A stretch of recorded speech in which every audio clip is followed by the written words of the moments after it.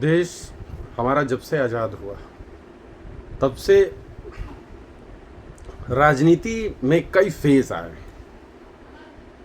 पहला फेज जो था, जो संविधान निर्माता थे, उन्होंने संविधान जब बनाया तो उनका उद्देश्य था कि इस देश में राजनीति के बजाय जननीति हो। लेकिन जननीति नहीं, राजनीति हुई। और आज जो है 2014 के बाद,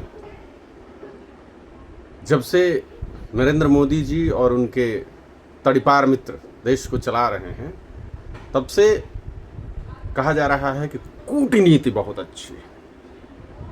इतनी अच्छी इनकी कूटनीति है कि इन्होंने अपनी सारी कूटनीति देश में अपने विरोधी दलों के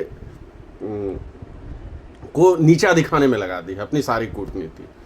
इसीलिए जहाँ कूटनीति लगाना चाहिए, जहाँ कूटनीति सफल होनी चाहिए, वहाँ कूटनीति असफल हो गई है। कूटनीति शब्द जो है सामरिक महत्व का शब्द है और इसका प्रयोग विदेशी मुल्कों के साथ, विदेशी जो देश हैं, जो दूसरे देश हैं, उन देशों के साथ हमारे जो सामरिक संबंध होते हैं उसके परिप्रेक्ष्य में प्रयोग किया जाता है।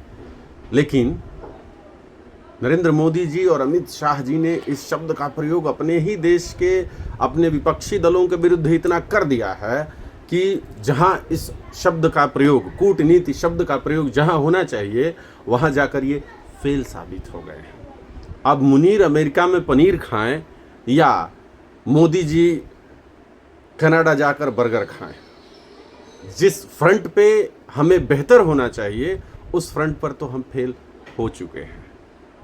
इस देश की जो कूटनीति है उसको नए सिरे से परिभाषित करने की ज़रूरत है, क्योंकि कूटनीति के मामले में आज जो वर्तमान परिप्रेक्ष्य है, उस परिप्रेक्ष्य में पाकिस्तान जैसा छोटा सा देश, जिसे मोदी जी अक्सर आंख दिखाकर डरा दिया करते थे, वो हम पर भारी पड़ रहा है। वरना यूं ही नहीं, ऑपरेशन सिंदूर के समय भारत के साथ खड़ा होने वाला दुनिया का कोई देश नहीं था, जबकि पाकिस्तान के साथ तुर्की, चीन, अजरबैजान जैसे देश स्पष्ट रूप से खड़े थे और खड़े दिख रहे थे।